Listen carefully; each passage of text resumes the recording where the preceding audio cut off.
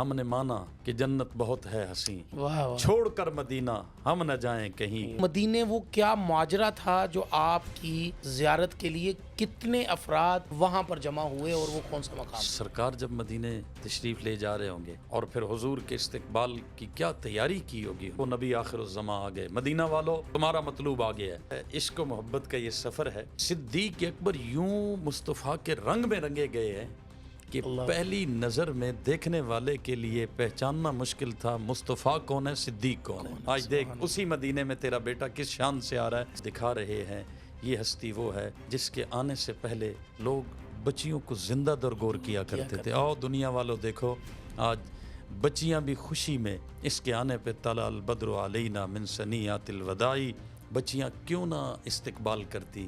یہ ہستی وہ ہے جس نے عورت کو عزت بخشی ہے، جس نے بتایا بیٹی ہوتی ہے دشمن کی کیوں نہ ہو، بیٹی رحمت ہوتی ہے۔ مولانا پوڈکاسٹ، مولانا پوڈکاسٹ، مولانا پوڈکاسٹ۔ السلام علیکم ورحمۃ اللہ وبرکاتہ۔ ناظرین اکرام، آپ دیکھ رہے ہیں دین اور دنیا ایک ساتھ ود مولانا پوڈ کاسٹ۔ میں ہوں آپ کا ہوسٹ محمد ابو بکر۔ ناظرین اکرام، سب سے پہلے آپ کا انتہائی مشکور ہوں کہ آپ نے اپنا قیمتی وقت نکالا آج کی ہماری اس پوڈ کاسٹ کو دیکھنے کے لیے۔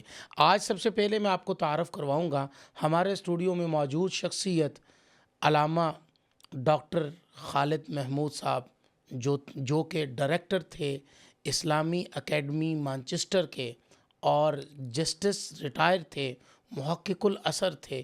ان کے زیر سایہ ان کا فیض لینے والا ایک چمکتا ہوا ستارہ، ایک پھیلا ہوا پھول جس کی خوشبو پاکستان کے عرض و طول کے اندر محسوس کی جا رہی ہے، جس کو سنا جا رہا ہے، لوگ سمجھ پا رہے ہیں کہ آج ڈاکٹر صاحب کے اگر شاگرد ایسے ہیں تو پھر ڈاکٹر صاحب کیا ہوں گے۔ تو میری مراد ہمارے اسٹوڈیو میں موجود ہمارے انتہائی محبوب دوست بھائی مفتی ظہیر احمد ظہیر صاحب۔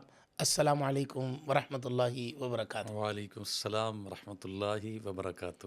کیا حال ہے، کیسے ہیں آپ؟ خیریت سے؟ اللہ کا بہت احسان ہے، شکر ہے آپ کی دعائیں، الحمدللہ۔ سلامت رہیں۔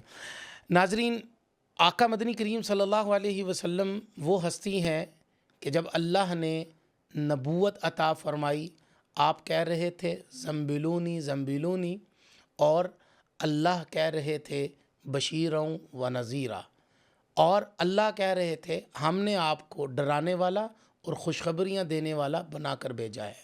تو آئیے نا آقا مدنی کریم کی طرف جب دیکھیے کہ آپ معراج پہ گئے، ایک سفر وہ تھا جو معراج کا سفر تھا، اور ایک وہ سفر ہے جو زمینی سفر ہے، ایک آسمانی سفر ہے، ایک زمینی سفر ہے۔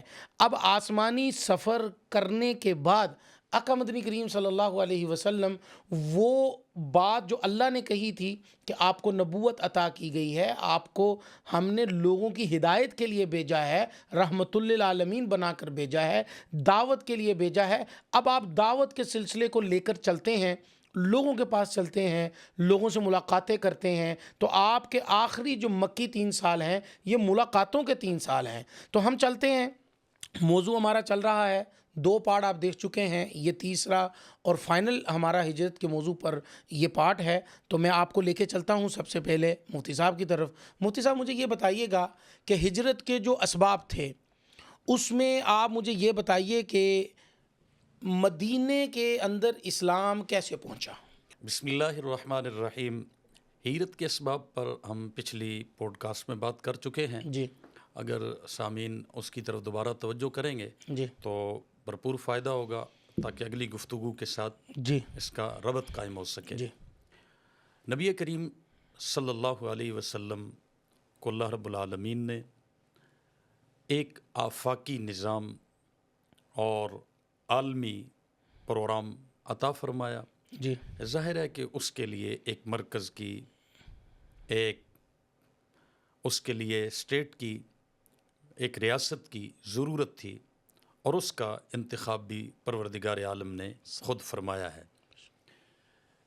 یہود مدینہ میں کثرت سے رہتے تھے، اور یہودیوں کے بارے میں اللہ رب العالمین فرماتے ہیں یعرفونہ کما یعرفون ابناءہم، بالکل ایسے۔ وہ میرے محبوب کو اس طرح پہچانتے ہیں جیسے اپنے بچوں اور اپنی اولاد کو پہچانتے ہیں. سابقہ کتب میں نبی کریم صلی اللہ علیہ وسلم کا تذکرہ موجود تھا. جی. مدینے کے یہودی جب مدینے کے دو بڑے قبائل اوس اور خزرج کو دھمکی دیتے، کبھی ایسا موقع بن پاتا، لڑائی ہو جاتی، تو وہ کہتے کہ ہم تمہارا بندوبست کر لیں گے، آخری نبی کو آنے دو، آخری نبی کے آنے کا ہمیں انتظار ہے، ہم تمہیں ٹھکانے لگا لیں گے. اوس اور خزرج کو اس انداز میں حضور کا تعارف ہو چکا تھا کہ آخری نبی نے آنا ہے. اوس اور خزرج کے لوگ حج کے لیے آتے تھے. اس وقت جو بھی مروجہ حج کی صورت تھی، نبی کریم صلی اللہ علیہ وسلم جب معراج سے واپس تشریف لائے ہیں، مکی سال دراصل 3 حصوں میں تقسیم ہے. جی. 13 سال جو مکی ہیں، جی وہ 3 جس کو ہم 13 نبوی سال بھی کہتے ہیں. جی. پہلا حصہ ہے، پہلا سٹیپ ہے اندرون مکہ خفیہ دعوت. جی. پھر اندرون مکہ اعلانیہ دعوت، اس کا ہم تذکرہ کر بھی چکے ہیں. پھر بیرون مکہ اعلانیہ دعوت. بالکل ایسے. تو یہ عرصہ وہ ہے کہ جس میں گویا کہ بیرون مکہ حضور صلی اللہ علیہ وسلم اعلانیہ دعوت دے رہے ہیں. بالکل ایسے. اسی میں طائف کا سفر بھی ہے. جی بالکل ایسے. اسی کے ساتھ آپ اس کو یوں سمجھیے ناظرین و سامعین کہ نبی کریم صلی اللہ علیہ وسلم اپنے یار غار و مزار اور اپنے چچا زاد حضرت سیدنا علی المرتضیٰ اور حضرت سیدنا صدیق اکبر کو ساتھ لیتے ہیں. رات کی تنہائیوں میں آپ نکل جاتے ہیں اور جو بھی ملتا ہے اسے آپ دعوت اسلام دیتے ہیں. اور حضور صلی اللہ علیہ وسلم کو ہجرت پہ جو ظاہری اسباب کے طور پہ کفار نے مجبور کیا، وجہ اس میں بھی یہ تھی، انہیں یہ خطرہ تھا کہ ان کا پیغام باہر پہنچنا شروع ہو گیا ہے، تو یہ باہر جائیں گے، مرکز کو مضبوط کریں گے اور پھر ایک نہ ایک دن آ کے مکے پہ حملہ آور ہوں گے.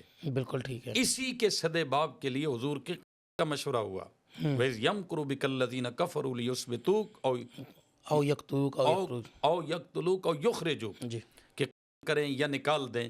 یہ قرآن مجید نے اس بات کی طرف اشارہ کیا ہے. جب وہ لوگ حج کرنے کے لیے آتے تھے، جی، تو آپ مجھے یہ بتائیں کہ جس کے بارے میں بڑا مشہور ہے کہ بیعت عقبہ اولا جی اور بیعت عقبہ ثانیہ، جی، آپ مجھے یہ بتائیں کہ سب سے پہلے جو افراد مدینے سے آئے ہیں حج کے لیے، کتنے افراد تھے جن کی ملاقات حضور صلی اللہ علیہ وسلم سے ہوتی ہے، اور وہ کون کون سے افراد تھے؟ نبی کریم صلی اللہ علیہ وسلم کی پہلی ملاقات 11 نبوی میں جی. مدینہ کے لوگوں سے ہوتی ہے اور ایک گھاٹی میں ہوتی ہے، منا کے قریب. منا کے قریب. میں برکت کے طور پہ ان پہلے 6 خوش نصیبوں کا نام لوں گا. یہ پہلے 6 حضرات سے ملاقات ہوئی. حضرت اسعد بن زرارہ رضی اللہ تعالی عنہ، حضرت عوف بن حارث رضی اللہ تعالی عنہ، حضرت رافع بن مالک بن عجلان رضی اللہ تعالی عنہ، حضرت قطبہ بن عامر رضی اللہ تعالی عنہ، اور ان کے بھائی ہیں حضرت عقبہ بن عامر رضی اللہ تعالی عنہ. 5 اور 6 حضرت جابر بن عبداللہ، بڑے مشہور، ان کے نام کے ساتھ انصاری بھی لکھا ہوتا ہے.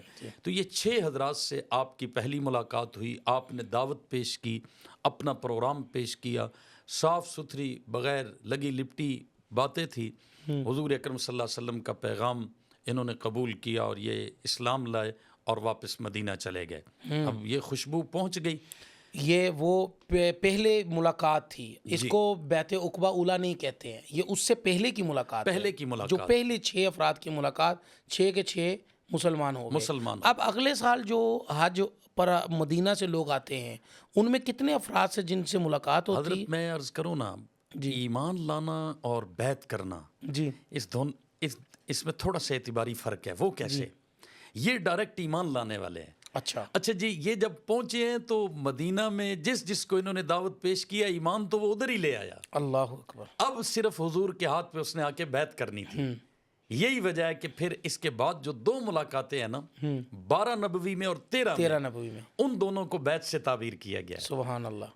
ایمان لانے والے پہلے یہ 6 خوش نصیب ہیں، اور یہ جب پہنچے ہیں دعوت دی ہے تو ایمان مدینہ میں رہ کر ہی وہ لوگ لے آئے. ہاں، بیعت کے لیے پھر حضور صلی اللہ علیہ وسلم کے دست حق پرست پہ انہوں نے اپنا ہاتھ دیا، اس لیے اس کو بیعت کہا جاتا ہے. بیعت عقبہ اولا میں کتنے افراد تھے؟ 12. اور 12 کے 12 مسلمان ہوئے. 12 کے 12 ان میں یہ بھی تھے، یہ بھی تھے، ایک ہستی کو چھوڑ کر وہ اس موقع پہ کسی وجہ سے تشریف نہیں لا سکے. نام ان کا ذکر کیا گیا ہے حضرت جابر بن عبداللہ غالباً. باقی 5 ان میں سے تھے اور 7 نئے تھے. 12 ہو گئے. 12 حضرات. یہ پہلی بیعت جو حضور اکرم صلی اللہ علیہ وسلم سے کی ہے، یعنی اگلے سال حج کے موقع پر 12 ہجری. اور اس کے بعد 13 ہجری میں یہ 12 حضرات جب بیعت کر کے انہوں نے کہا جی اب ہمیں مبلغ بھی چاہیے. اچھا، ہم بھی تبلیغ کرتے ہیں، دعوت ہم بھی دیتے پہلے ہیں. لیکن پھر آپ صلی اللہ علیہ وسلم نے وہ جو پہلے مبلغ دیے وہ کون تھے؟ حضرت مصعب ان 12 کے ساتھ جو مبلغ بھیجے وہ حضرت مصعب بن عمیر رضی اللہ تعالیٰ. اور یہ کون ہے؟ اللہ، حضور کے ہم شکل صحابی ہے. سبحان اللہ. یہی وہ ہیں جو غزوہ احد میں شہید ہوئے تو تھوڑی دیر کے لیے مشہور ہو گیا تھا کہ محمد صلی اللہ علیہ وسلم شہید ہو گئے. حضرت مصعب بن عمیر، کیا پرسنالٹی، کیا خوبصورتی، کیا جوانی، کیا تاثیر، کیا فصاحت، کیا بلاغت ہوگی. سبحان اللہ. پہلا چناؤ حضور اکرم صلی اللہ علیہ وسلم کا مدینہ کے لیے مبلغ بن کے. سبحان اللہ. حضرت مصعب بن عمیر کو بھیجا ان 12 کے ساتھ.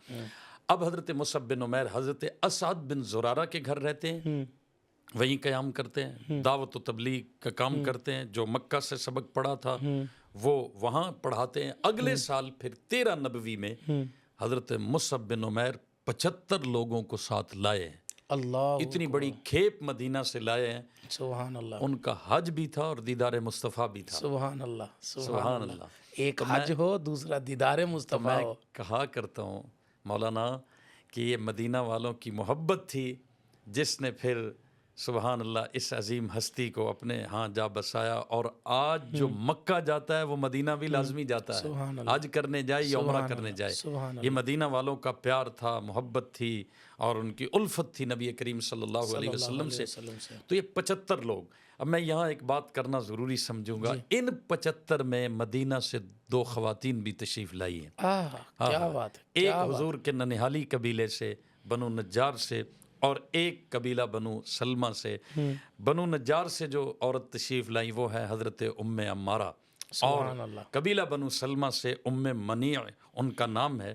یہ ان کی ایک کنیت ہے. نام ان کا ہے حضرت اسما بنت عمر عدی، اور ام عمارہ کا نام ہے نسیبہ بنت کعب. یہ 2 خواتین بھی رضی ہیں. اللہ تعالیٰ. تو اگر یوں کہا جائے تو بیجا نہیں ہوگا کہ مدینہ سے اس سے پہلے خواتین نے بیعت نہیں کی ہے. یہ پہلی 2 خوش نصیب خواتین ہیں کہ جنہوں نے 13 نبوی میں حضرت مصعب بن عمیر رضی اللہ تعالی عنہ کی دعوت و تبلیغ سے متاثر ہو کر اس قافلے میں شرکت کی اور حضور اکرم صلی اللہ علیہ وسلم کی بیعت کر کے یہ واپس مدینہ. ماشاءاللہ، یہ تھا وہ حصہ جو بیان کرنا ضروری تھا. اب ہم یہاں سے اپنے اسی پارٹ کی طرف چل رہے ہیں جہاں پر ہم نے آپ کو چھوڑا تھا کہ حضرت ام معبد رضی اللہ تعالیٰ عنہ ان کے خیمے سے آپ صلی اللہ علیہ وسلم اپنے صحابی سیدنا ابو بکر صدیق رضی اللہ تعالیٰ عنہ کے ہمراہ اور آپ کے غلام عامر ابن فہیرہ اپنے غلام کے ساتھ جو وہاں سے نکلے ہیں. تو مجھے یہ بتائیے گا پھر جب مدینے پہنچے ہیں تو مدینے وہ کیا ماجرا تھا جو آپ کی زیارت کے لیے کتنے افراد وہاں پر جمع ہوئے اور وہ کون سا مقام؟ سبحان اللہ. ہماری زبانیں نہیں ہیں کہ پوری منظر کشی کر سکیں. آج بھی صدیاں گزر گئیں اور مدینہ جب بندہ جاتا ہے تو لفظوں میں کیفیت نہیں بیان ہو سکتی. اور سرکار جب مدینے تشریف لے جا رہے ہوں گے اور پھر وہ مدینہ جہاں آپ کی امی جان بچپن میں آپ کو انگلی لگائے ہوئے ساتھ لے جا رہی ہیں اور راستے میں امی جان کا انتقال ہو جاتا ہے. وہ مدینہ جو حضور کا ننہالی ہے، وہ مدینہ کہ جس کے بارے میں جب تیسری ملاقات ہوئی ہے مدینہ کے اوس اور خزرج کے 75 لوگوں سے. یہ بات ضروری ہے، روایات میں آئی ہے. نبی کریم صلی اللہ علیہ وسلم نے ایک بات رکھی ہے کہ کیا میں مدینہ آ سکتا ہوں، مناسب ہے. مدینہ کے لوگوں نے کہا، حضرت اسد بن زرارہ نے کہا مدینہ والو، اوس خزرج والو، یہ گھاٹی میں باتیں ہو رہی ہیں، سوچ لو زمانے بھر کی تلواریں تمہارے خلاف اٹھ سکتی ہیں، ہر طرح کے مصائب کا مقابلہ کر سکتے ہو تو تب پیغمبر اسلام کو وہاں دعوت دو. حضرت عباس چچا تو ہے نا، ابھی بے شک اسلام نہیں لائے. حضرت عباس رضی اللہ تعالی عنہ اس وقت کہتے ہیں کہ کوئی بات نہیں، ہم اپنے اس بھتیجے کو یہاں سے نہیں جانے دیں گے، ایسی بھی بات نہیں ہے کہ اب بالکل مکہ میں ان کا رہنا مشکل ہو جائے. یہ ساری باتیں وہاں مکہ میں گھاٹی میں ہو چکی ہیں. اللہ سارے خطرات اوس اور خزرج کے ان انصار کے سامنے ہیں. اب ان سارے خطرات کو جب مول لیا اور پھر حضور کے استقبال کی کیا تیاری کی ہوگی انہوں نے. سبحان اللہ. ادھر یہ بات چل نکلی ہے کہ حضور صلی اللہ علیہ وسلم اپنے رفیق اپنے صدیق کے ساتھ مدینے کی جانب رواں دواں ہیں. اب مدینے کے لوگ تقریباً 90 یا 100 ہوں گے زیادہ زیادہ جنہوں نے حضور صلی اللہ علیہ وسلم کو دیکھا ہوگا. حضرت ابو بکر صدیق کو بھی دیکھا ہوگا. باقی تو ایک شہرت ہے، ایک تذکرہ ہے، ایک چرچا ہے اور محبت کرنے والوں کا ایک سمندر ہے جو استقبال کرنا چاہتا ہے. روزانہ مدینہ والے اپنے اندازے کے مطابق مدینہ سے باہر نکل کے اونچی ٹیکریوں پہ، اونچی چوٹیوں پہ، پہاڑیوں پہ کھڑے ہو کے دیکھتے ہیں کہ آقا دو عالم صلی اللہ علیہ وسلم تشریف تو نہیں لے آئے. سبحان اللہ. اسی اسنا میں ایک دن مدینہ والے ابھی نہیں نکلے ہوں گے، ایک یہودی تھا کہ جو پہلے کسی کام کے لیے نکلا ہوگا، اس کی نظر پڑی کہ حضور اور ابو بکر صدیق آ گئے اور ساتھ حضرت بریدہ بن حصیب اسلمی اور ان کا پورا لشکر. یہ سارا منظر جب اس نے دیکھا تو وہ چیخا اور پکار اٹھا کہ وہ نبی آخر الزماں آ گئے. مدینہ والو، یا اہل المدینہ ھذا مطلوبکم، تمہارا مطلوب آ گیا ہے، تمہارا مقصود آ گیا ہے. بس پھر کیا تھا، مدینہ طیبہ سے عورتیں، بچے، مرد، ایک جمع غفیر قباء کے مقام پہ آ گیا. رحمت کائنات صلی اللہ علیہ وسلم کا 500 انصاریوں نے قباء کے مقام پہ استقبال کیا ہے. بچوں کا ایک الگ جم گھٹا ہے، خواتین اپنے چھتوں پہ. آپ ابھی بات کر رہے تھے نا کہ مدینے والوں نے، بہت کم لوگوں نے آپ صلی اللہ علیہ وسلم کو دیکھا ہوگا اور کم افراد تھے جنہوں نے دیکھا ہوتا اور سارے بھاگ رہے تھے. اس بھاگم میں مجھے ذرا اس واقعے کی طرف ضرور جانا ہے، ہم نے سن بھی رکھا ہے اور میں آپ سے چاہوں گا کہ آپ اس کی تصدیق کریں کہ آپ صلی اللہ علیہ وسلم اور حضرت ابو بکر صدیق رضی اللہ تعالیٰ عنہ یہ دونوں شخصیات ہیں اور ان میں سے مدینے والوں کو پہچاننا مشکل ہو رہا ہے کہ محمد کون ہے اور ابو بکر کون ہے. تو حضرت ابو بکر صدیق رضی اللہ تعالیٰ نے خود بھانپ لیا کہ میں ایسا عمل کروں، زبان سے اعلان نہ کروں، میں عمل ایسا کروں کہ اس عمل سے مدینے والوں کو پتہ چل جائے کہ خادم کون ہے. ہائے ہائے، اللہ اکبر. مخدوم کون، مخدوم کون ہے، مخدوم کائنات کون ہے. سبحان. تو آپ نے فوراً اپنی اس وقت جب آپ تشریف لا رہے تھے تو سورج تھا سر پر اور سورج اپنی کرنیں نبی کے مکھڑے پر پھیر رہا تھا. تو میں یوں کہتا ہوں کہ وہ کرنیں بکھیر نہیں رہا تھا بلکہ بوسہ لینے آ رہا تھا. تو اس سورج نے جب بوسہ لینے کی کوشش کی تو نبی مکرم کا چہرہ جو پہلے ہی نور نبوت کے ساتھ ہر وقت چمکتا ہوا چہرہ تھا، اب وہ مزید چمکنے لگا. تو حضرت ابو بکر نے فوراً ان کے اوپر وہ چادر کر دی تاکہ یہاں کے لوگوں کو پتہ چل جائے کہ میں خادم ہوں، وہ مخدوم کائنات ہیں. تو یہ اس عمل کی ذرا آپ تصدیق کیجئے گا اور پھر آگے چلتے ہیں کہ پھر لوگوں نے بالکل روایات میں بھی آتا ہے اور یہ عقل میں آنے والی بات ہے، سمجھ میں آنے والی بات ہے. عشق و محبت کا یہ سفر ہے. غار میں 3 دن 3 راتیں وہ جو اکیلے ابو بکر صدیق زیارت مصطفیٰ کرتے رہے اور تلاوت مصطفیٰ کرتے رہے، چہرے مصطفیٰ کو پڑھتے رہے، یہ نسبت ایسی منتقل ہوئی ہے. صدیق اکبر یوں مصطفیٰ کے رنگ میں رنگے گئے ہیں کہ پہلی نظر میں دیکھنے والے کے لیے پہچاننا مشکل تھا مصطفیٰ کون ہے، صدیق کون ہے. سبحان اللہ. یہ اشتباہ تو لگنا ہی تھا اور یہ اشتباہ لگا. پھر عمریں بھی چونکہ قریب تھی اور پھر سفر ہے اور اکیلے یہ لذتیں سیدنا صدیق اکبر اٹھا رہے ہیں. تو وہ جو نسبت اتحادی سے ایک ایسا رنگ چڑھا کہ پہچان ذرا مشکل ہو رہی تھی. مدینہ طیبہ میں جب داخلہ ہوا، استقبال ہوا. اب استقبال تو ہو رہا ہے لیکن اب نہ جاننے والوں کو، یہ جنہوں نے زیارت نہیں کی، ان کی تشفی کا سامان بھی تو ہونا ہے. فرق ہو جائے کہ ابو بکر کون ہے، مصطفیٰ کون ہے. تو کوئی حضرت سیدنا صدیق اکبر کو پہلے سلام کر رہا ہے، کوئی حضور کو پہلے سلام کر رہا ہے. یہ ہوتا ہے، رش میں ہوتا ہے، اجتہام میں ہوتا ہے. بالکل ہوتا ہے. حضرت صدیق اکبر کو یہ بات ناگوار گزری کہ میرے سے کوئی پہلے سلام کرے اور پھر حضور سے سلام کرے. سبحان اللہ. کہیں ان کو شک تو نہیں ہو رہا؟ ہائے ہائے سبحان اللہ. کہیں اشتباہ تو نہیں لگ رہا. ابو بکر صدیق اتنا بھی نہیں برداشت کرتے. اور پھر زبانی کلامی دعوے کرنے والے عاشق ہونا تو وہ اٹھ کے اپنے نمبر بنانے کے لیے زور سے کہے نہیں نہیں میں غلام ہوں, یہ آقا ہیں, بڑے قصیدے اور زبانی جمع خرچ کا موقع ہوتا ہے نمبر بنانے کا. نہ, صدیق اکبر نے بڑی مسکینی اور عاجزی کے ساتھ, انکساری کے ساتھ, کہ زبان سے کوئی ایسا جملہ نہ نکلے جس سے یہ میرے سارے سفر کی محنت کہیں ایسا نہ ہو کہ یوں لگے کہ میں دنیا میں جتلا رہا ہوں, اس کا صلہ میرے رب نے دینا ہے. یہ ادائیں عاشق, سچے عاشقوں کی ہوتی ہیں. حضرت صدیق اکبر نے کیا کیا, جیسے آپ نے فرمایا ہے, یہ بالکل روایات میں آتا ہے کہ حضرت سیدنا صدیق اکبر اب منتظر ہیں کہ میں کروں تو کروں کیا, اپنے عمل سے ثابت کروں کہ میں خادم ہوں, یہ مخدوم ہے. سیدنا صدیق اکبر دیکھتے ہیں کہ سورج نے اپنی کرنیں ڈالنا شروع کی ہے, دھوپ نکلی ہے, اتنی بھی نہیں کہ جو پریشان کرے, لیکن صدیق کے لیے تو موقع بن گیا نا. حضرت سیدنا صدیق اکبر نے چادر لی اور حضور کے اوپر سایہ کر کے کھڑے ہو گئے. خود بخود دیکھنے والوں کو پتہ چل گیا جو چادر لے کے کھڑا ہے یہ ابو بکر صدیق ہے, یہ سفر کا رفیق ہے, یہ خادم ہے, جو ہستی نیچے ہے یہ مخدوم کائنات ہیں, یہ محمد مصطفیٰ صلی اللہ علیہ وسلم ہیں. تو پھر میں کہوں گا نا, چادر کا ذکر کرنا ہو تو پھر ہر چادر کا ذکر کرنا چاہیے. وہ چادر پیغمبر کی بیویوں کی ہو تب, وہ چادر سیدنا صدیق اکبر کی ہو تب, اور وہ چادر خود محمد مصطفیٰ صلی اللہ علیہ وسلم کی ہو, اور نیچے حضرات حسنین ہوں, حضرت علی, حضرت فاطمہ ہو, تب ہر چادر کو سلام ہے. ہر چادر پکڑنے والے کو بھی سلام اور چادر کے نیچے آنے والے کو بھی سلام ہے. بے شک بے شک بے شک, سبحان اللہ. مجھے یہ بتائیے کہ آپ صلی اللہ علیہ وسلم جب پہنچے تو وہ جو بچیوں کا دف بجانا اور وہ اشعار پڑھنا, ذرا تھوڑا سا تذکرہ اس کے اوپر ہو جائے. بہت سارے حضرات یوں کہتے ہیں کہ بچیوں کا دف بجانا, اسی کو لے کر آج بھی بہت سارے ہمارے نعت خواں حضرات اپنی نعت خوانی کے اندر وہ دف کو لاتے ہیں.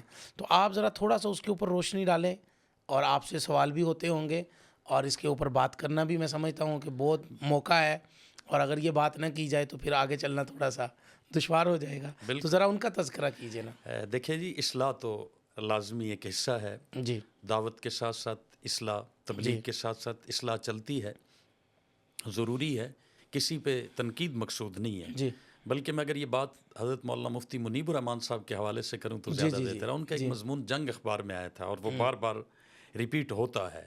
وہ مضمون ان کا شورا آفاق ہے. جی, ماشاءاللہ. مفتی صاحب نے اس میں بڑی خوبصورت باتیں کی ہیں. وہ فرماتے ہیں کہ دف بجانے والوں, یہ ڈھول ڈمکے بجانے والوں, اور دلیل ان بچیوں سے لے کر اپنے عمل کو ایک سنت یا واجب کہلانے والوں, حضور صلی اللہ علیہ وسلم کا یہ پہلا سفر ہے. ابھی مدینے میں تربیت آپ نے نہیں کی ہے, وہ ان کا اپنا شوق ہے, اور ہیں بھی بچیاں. جی, بالکل. بڑے لوگ نہیں ہیں, مکلف لوگ نہیں ہیں بھی بچیاں. پہلا عمل ہے. کیا اس کے بعد حضور کئی دفعہ جب کسی غزوہ سے واپس مدینہ آتے تھے پھر اس طرح دف پہ استقبال ہوا ہے آپ کا؟ نہیں. یہ بڑی ایک زبردست انہوں نے دلیل قائم کی کہ ابھی تربیت بھی نہیں ہوئی, یہ بچیوں کا اپنا شوق ہے. اس کو دینی عمل کہنا یہ ایک بہت بڑی جرت اور جسارت ہے. اور پھر حضور کی تعریف کرتے ہوئے اس طرح کی چیزیں لے کر پھر دف پارٹیاں بنا لینا اور دف کے بغیر نہ پڑھنا, یہ بہرحال ایک دین میں اضافہ شمار ہوتا ہے. باقی بچیوں نے پڑھا اور خوب پڑھا, سبحان اللہ. میں تو اس کو یوں کہا کرتا ہوں, اللہ دکھا رہے ہیں یہ ہستی وہ ہے جس کے آنے سے پہلے لوگ بچیوں کو زندہ درگور کیا کرتے تھے. آؤ دنیا والوں دیکھو, آج بچیاں بھی خوشی میں اس کے آنے پہ طلع البدر علینا من ثنیات الوداعی وجب الشکر علینا ما دعا للہ داعی, اور ایھا المبعوث فینا جئت بالامر المطاع. یہ ترانے پڑھ رہی ہیں بچیاں, کیوں نہ استقبال کرتی. یہ ہستی وہ ہے جس نے عورت کو عزت بخشی ہے, جس نے بتایا بیٹی ہوتی ہے دشمن کی کیوں نہ ہو, بیٹی رحمت ہوتی ہے. تو حضور صلی اللہ علیہ وسلم کے آنے پہ ایسا استقبال ہوا. اور میں ایک اور جملہ کہوں گا, اللہ پاک حضرت آمنہ کی روح کو بھی یہ دکھا رہے ہوں گے کہ آمنہ دیکھو اپنے بیٹے کے استقبال کا منظر, یہی مدینہ ہے جہاں سے واپسی پہ یہ بچہ آپ کے ساتھ تھا, اور راستے میں ہم نے آپ کو بلا لیا, بچے کو ہم نے تنہا نہیں چھوڑا ہے. آمنہ دیکھ لو یہ امانت تیرے پاس ہماری تھی، جی۔ تو بھی ہماری بندی، تیرا بیٹا بھی ہمارا بندہ، ہم نے بچے کو تنہا نہیں چھوڑا۔ آج دیکھ اسی مدینے میں تیرا بیٹا کس شان سے آ رہا ہے۔ حضور صلی اللہ علیہ وسلم کے بارے میں آتا ہے، آپ نے بچیوں سے پوچھا تم مجھ سے محبت کرتی ہو، ترانہ پڑھنے پیار سے، جی، تو آقا نے فرمایا میں بھی تم سے محبت کرتا ہوں۔ سبحان اللہ، ان کو صلہ مل گیا۔ کیا صلہ ملا، سبحان اللہ کہ سبحان اللہ۔ آقا پھر مدینے کو چھوڑ کے نہیں گئے، ساری دنیا مدینے بلا لی، سب مدینے بلا لیے، مدینے کو پھر نہیں چھوڑا۔ مکہ فتح بھی ہوا لیکن مدینہ نہیں چھوڑا ہے۔ سبحان اللہ، سبحان اللہ۔ آپ صلی اللہ علیہ وسلم جب مدینہ منورہ تشریف لاتے ہیں تو آپ مجھے بتائیے کہ مدینہ منورہ میں وہ پہلا مقام، وہ پہلا بڑھاؤ، وہ پہلا ٹھہراؤ جہاں پر آپ ٹھہرے ہیں، وہ کون سا علاقہ ہے پر آپ ٹھہرے ہیں؟ کیا جو آج ہمارے ہاں مشہور و معروف ہے کہ وہ پہلے قباء کے علاقے میں، جہاں وہ پہلی مسجد ہے، مسجد قباء، جہاں آج بھی عمرہ کرنے والے افراد حاجی جاتے ہیں تو پیدل واک کرتے ہوئے مسجد قباء آتے ہیں، جہاں پر 2 رکعت نفل ادا کرنے کا بھی عمرے کا ثواب ہے، کیا اس کی ذرا تشریح بتائیں کہ آپ صلی اللہ علیہ وسلم قباء ہی کیوں ٹھہرے اور پہلی مسجد قباء آپ نے کب بنیاد رکھی، اس کی کیا تفصیل ہے؟ قباء مدینہ منورہ سے 3 میل کے فاصلے پر ایک بستی ہے، جی 3 میل کے فاصلے پہ جی ایک بستی ہے، اور یہ عمرو ابن عوف کا خاندان تھا۔ اس میں حضور صلی اللہ علیہ وسلم کے ایک دوست بھی بن گئے، صحابی بھی بن گئے، وہ پہلے لوگوں میں ان کا شمار ہوتا ہے۔ ان کا نام تھا کلثوم بن ہدم، یہ سردار تھے اس قبیلے کے۔ ٹھیک ہے، حضور صلی اللہ علیہ وسلم نے ان کو عزت بخشی اور انہی کے پاس ٹھہرے۔ انہی کا یہ پلاٹ تھا جہاں پہلی مسجد کی بنیاد رکھی گئی۔ لَمَسْجِدٌ أُسِّسَ عَلَى التَّقْوَى مِنْ أَوَّلِ يَوْمٍ أَحَقُّ أَن تَقُومَ فِيهِ رِجَالٌ يُحِبُّونَ أَن يَتَطَهَّرُوا۔ اللہ پاک نے ان قباء والے حضور صلی اللہ علیہ وسلم کے استقبالیوں کی یہ تعریف فرمائی ہے۔ تو یہ پہلی مسجد کا قیام۔ اچھا، عجیب بات یہ ہے کہ کلثوم بن ہدم جو تھے یہ شادی شدہ تھے۔ ایک اور صحابی ہیں حضرت سعد بن خیثمہ، یہ غیر شادی شدہ تھے۔ اب نبی کریم صلی اللہ علیہ وسلم رات کلثوم بن ہدم کے گھر گزارتے ہیں، چونکہ رات آرام ہی کرنا ہوتا ہے، دن کو چونکہ آپ کے ملنے والے بہت سارے ہوتے ہیں۔ اور میں یہ ساتھ بات عرض کروں کہ حضور صلی اللہ علیہ وسلم کی ہجرت سے پہلے آپ کے کئی سارے اصحاب ہجرت کر چکے ہیں۔ حضرت عمر کے بارے میں سوال پیدا ہوتا ہے۔ وہ میں ابھی آگے آ رہا ہوں، پہلے آپ یہ تذکرہ کیجئے کیونکہ اس کے بعد میرے 3 سوال ہیں، میں تینوں کے پاس آؤں گا، لیکن پہلے آپ یہ ذرا جو تذکرہ کر رہے ہیں تو یہ ذرا پورا ہو جائے۔ یہ جتنے مکہ سے آئے ہوئے لوگ تھے نا، جی اب یہ تو نہیں ہو سکتا تھا کہ حضور قباء میں اور یہ کہیں اور ٹھہرے ہوں، یہ سارا قافلہ بھی آپ کے ساتھ ٹھہرتا ہے۔ اللہ اکبر۔ ہاں، اور اچھا مجھے یہ بتائیں کہ آپ صلی اللہ علیہ وسلم جب مدینے کے لیے نکل رہے تھے، مکہ مکرمہ سے نکل رہے تھے، حضرت علی رضی اللہ تعالیٰ عنہ کو اپنے بستر پر لٹا کر اپنی چادر ان کو دے کر کہ آپ چادر لے کر لیٹ جاؤ، آرام کرو، امانتیں دے کر آپ وہاں سے رخصت ہوئے ہیں، تو حضرت علی رضی اللہ تعالیٰ عنہ کن حالات میں مدینے پہنچے اور کب پہنچے اور ان کی کیا کیفیت تھی؟ سبحان اللہ، سبحان اللہ۔ نبی کریم صلی اللہ علیہ وسلم مکے میں ہیں ابھی۔ حضرت عثمان غنی رضی اللہ تعالی عنہ اپنی اہلیہ حضرت رقیہ کے ساتھ حبشہ کی طرف ہجرت کر چکے۔ جی جی جی جی۔ حضرت سیدنا فاروق اعظم 20 لوگوں کے ساتھ اعلانیہ مکے سے مدینہ کی طرف ہجرت کر چکے ہیں۔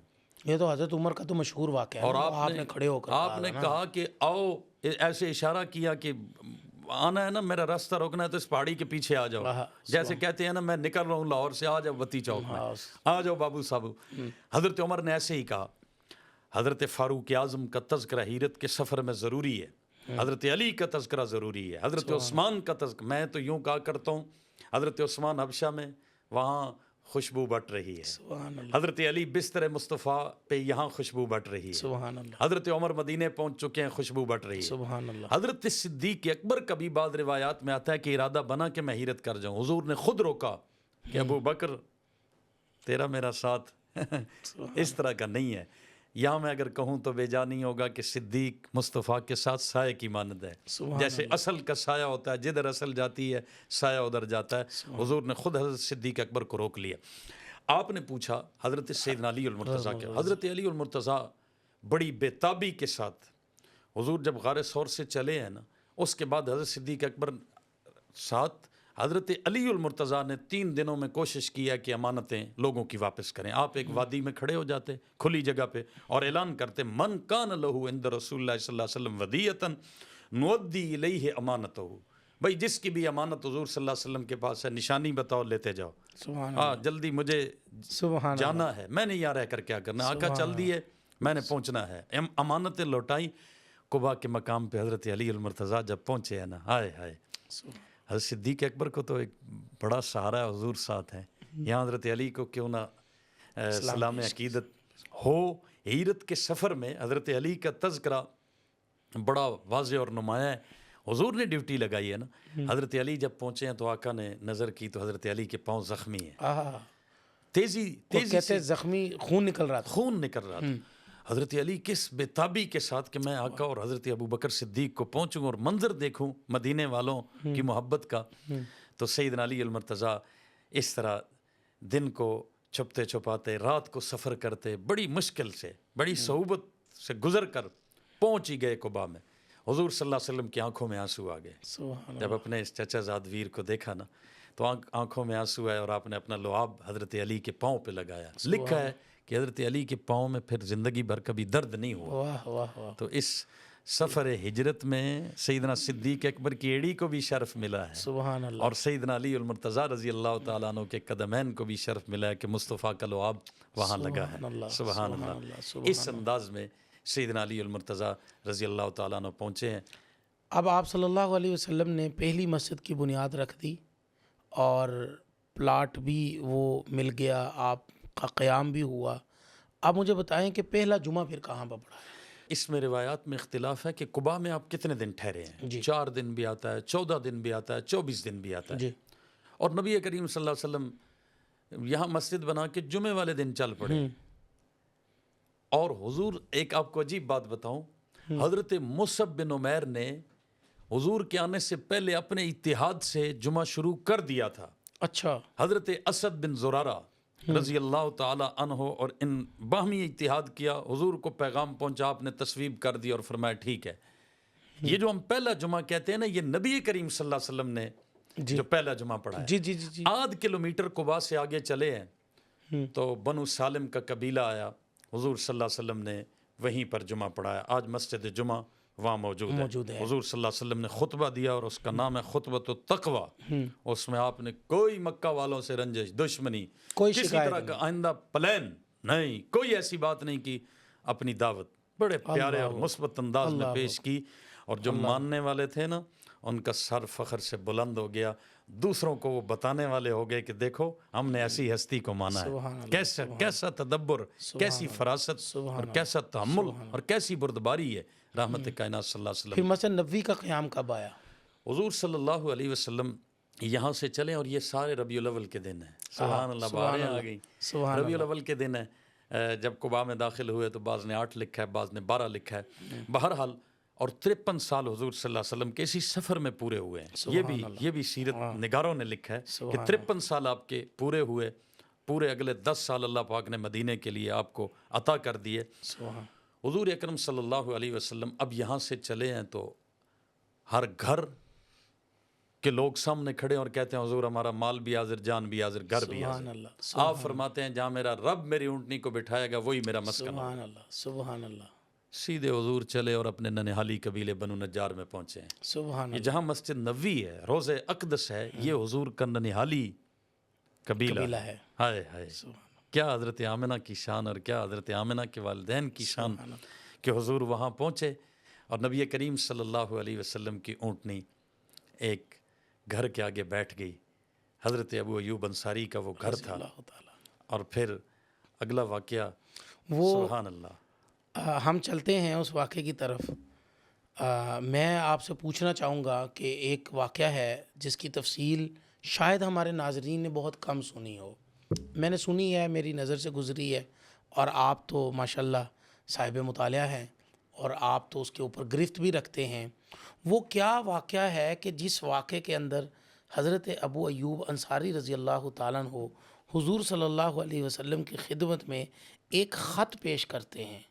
وہ خط کیا ہے, اس کے پیچھے کا ماجرا کیا ہے, کتنے سو علماء کا وہاں سے قافلہ گزرا ہے وہ تفصیل میں ذرا آپ کی زبان مبارک سے سننا چاہ رہا ہوں کہ آپ اپنے ردم کے اندر ذرا وہ ساری تفصیل بیان کریں اور ناظرین کی دلچسپی دیکھیے کہ اس کے اندر وہ کیسے جو ہے وہ منہمک ہوتے ہیں آپ کی اس گفتگو کو سننے کے لیے۔ سبحان اللہ، مدینہ طیبہ سے ہمارا رشتہ روح کا ہے جی اور یہ بجلی کا تاروں کا کرنٹ کچھ بھی نہیں ہے، جو ایک مومن کا مدینہ طیبہ سے روضہ اقدس سے رشتہ ہے، اور یقینی بات ہے کہ ان واقعات کو سننے کے لیے ایک کیف اور ایک سرور کی اللہ سے چاشنی مانگنی چاہیے۔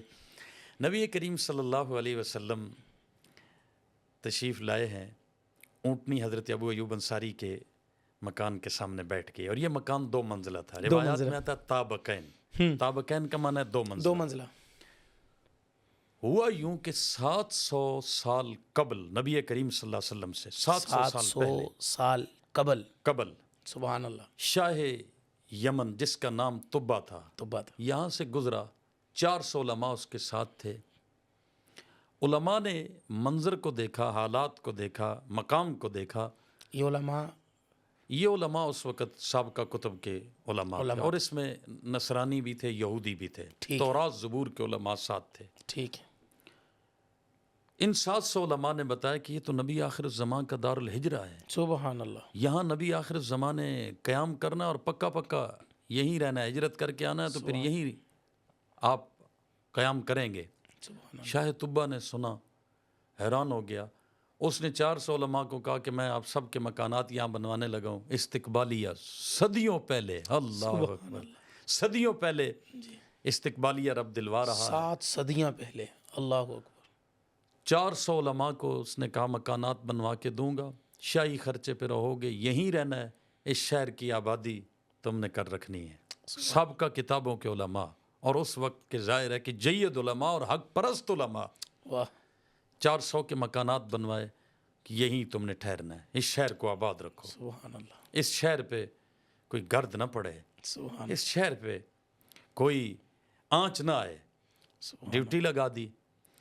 ایک عالم کو خط دیا اور اس خط میں یہ جملے لکھے، شہدت علی احمد انہ رسول من اللہ بار النسمی، کہ میں گواہی دیتا ہوں احمد نام کے ایک ہستی اللہ کے برحق رسول آئیں گے، سبحان اللہ، اور ساتھ کہتا ہے فلو مد عمری الی عمری لکنت وزیرا لہ وابن عمی، کہتا ہے کاش میری عمر مصطفیٰ کی عمر تک پہنچ جائے نا، میں اگر زندہ ہوا تو پھر میں ان کا چچا زاد اور وزیر بن کے لڑوں گا، بے فکر ہو جائیں گے وہ، میں ایسا اب نبی آخر الزمان کا دفاع کروں گا۔ یہ شاہ یمن، شاہ طبہ کہہ رہا ہے۔ اور پھر اگلا شعر کیا ہے، وجاہدت بالسیف اعداءہ، میں تلوار کے ساتھ اس کے دشمنوں کا مقابلہ کروں گا، وفرجت عن صدری کل غمی، اور اس کے سینے سے ہر غم کو دور کر دوں گا۔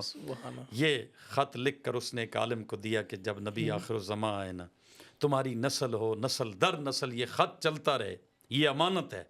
حضرت ابو ایوب انصاری اس عالم کی اولاد سے تھے، سبحان اور یہ جو انصار مدینہ استقبال کر رہے تھے یہ رب استقبال کروا رہا تھا، یہ 400 علماء کی اولادیں تھیں جو انصار مدینہ تھے۔ سبحان اللہ، اس انداز میں نبی کریم صلی اللہ علیہ وسلم کی اونٹنی بیٹھی، اور پھر آپ نے حضرت ابو ایوب انصاری کے گھر قیام کیا۔ ان کی خواہش تھی اوپر والی منزل میں رہیں، آقا فرماتے ہیں میرے سے وفود نے ملنا ہے، ملاقاتیں رہنی ہے، لہٰذا میں نچلی منزل میں رہوں گا۔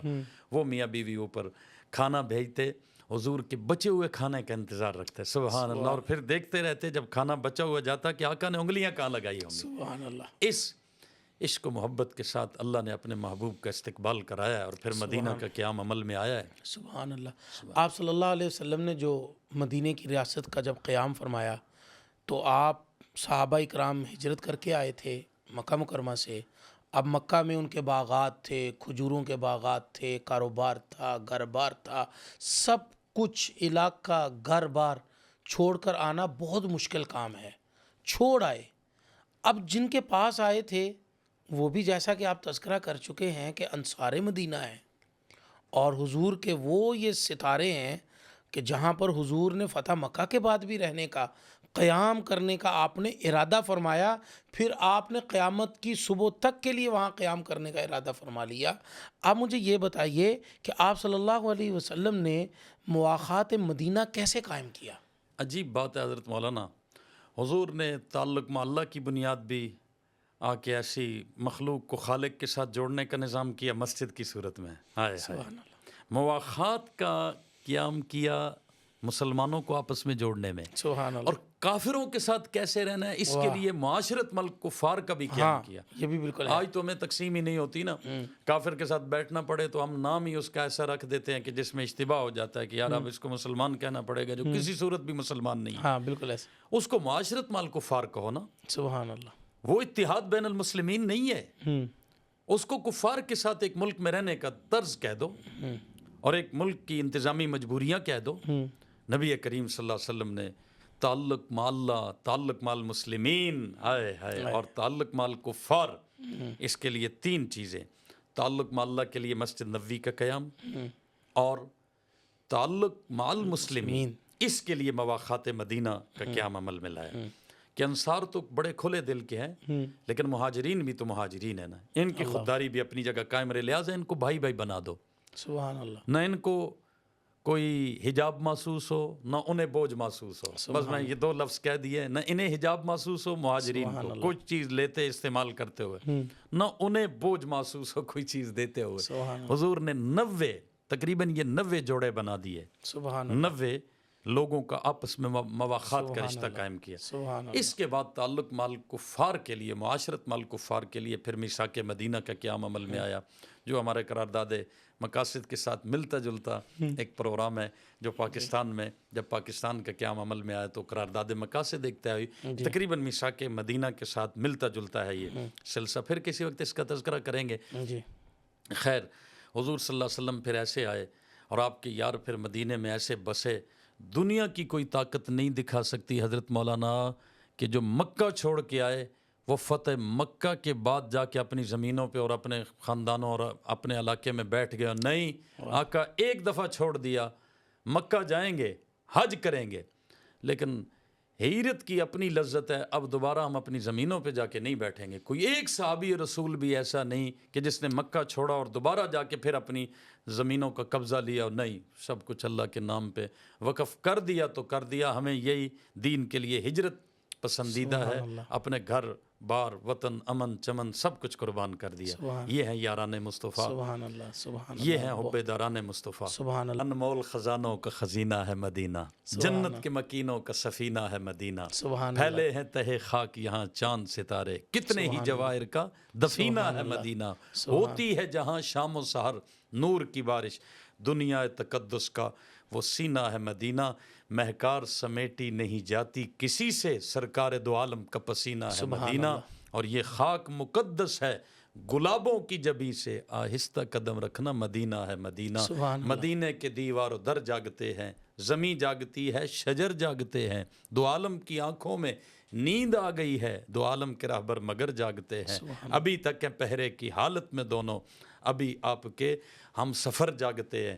اور ہمارا عقیدہ، ہمارے اکابر کا عقیدہ، علماء دیوبند کا عقیدہ کہ ہم نے مانا کہ جنت بہت ہے حسین، چھوڑ کر مدینہ ہم نہ جائیں کہیں، کیوں؟ جنت میں سب ہے، مدینہ نہیں، پر مدینے میں جنت بھی موجود ہے۔ اور میرا عقیدہ ہے، میرے اکابر کا عقیدہ ہے، مدینے میں ایک جنت نہیں کئی جنتیں ہیں۔ آقا دو عالم صلی اللہ علیہ وسلم کا سر اقدس ہے مدینہ، پہ پھر کسی وقت تذکرہ کریں گے، میں صرف یہ جملہ کہہ دوں، سر اقدس کی طرف بھی جنت ہے، سبحان اللہ، قدمین شریفین کی طرف بھی جنت ہے، بے شک، آپ کے سر اقدس کی طرف جنت ہے ریاض الجنہ، قدمین شریفین کی طرف جنت ہے جنت البقیع، اور روضہ خود بھی جنت ہے۔ دنیا کیا بگاڑے گی شان مصطفیٰ پہ، دنیا کیا انگشت نمائی کر سکتی ہے؟ پھول کو اگر کانٹوں نے محفوظ کر رکھا ہوتا ہے، میرے پیارے آقا کو جنتوں نے اپنے دامن میں لپیٹ رکھا ہے۔ جنتیں جس ہستی کی چوکیداری اور دفاع میں ہوں، پھر اس ہستی کی عظمت کے کیا کہنے، اسی جنت میں ابو بکر و عمر بھی آرام فرمائے رضی اللہ تعالی عنہما۔ بہت شکریہ ناظرین، آپ لوگوں نے ان تینوں پارٹس کو دیکھا اور آپ نے بہت اچھا فیڈ بیک دیا، آپ سب کا شکریہ، اور ہمارے کچھ درد اور کچھ یہ محبت بھری باتیں آپ تک پہنچی ہیں۔ آپ کے فیڈ بیک کا ہمیں انتظار ہوتا ہے شدت سے، آپ اپنا فیڈ بیک کمنٹس کے اندر ضرور دیا کریں تاکہ ہمیں پتہ چلے کہ ہمارا کام آپ تک کس انداز میں کس طریقے سے یہ محنت آپ تک پہنچ رہی ہے. تو مجھے اور مولانا کو اجازت دیجیے. والسلام ورحمۃ اللہ وبرکاتہ. مولانا پوڈکاسٹ، مولانا پوڈکاسٹ، مولانا پوڈکاسٹ.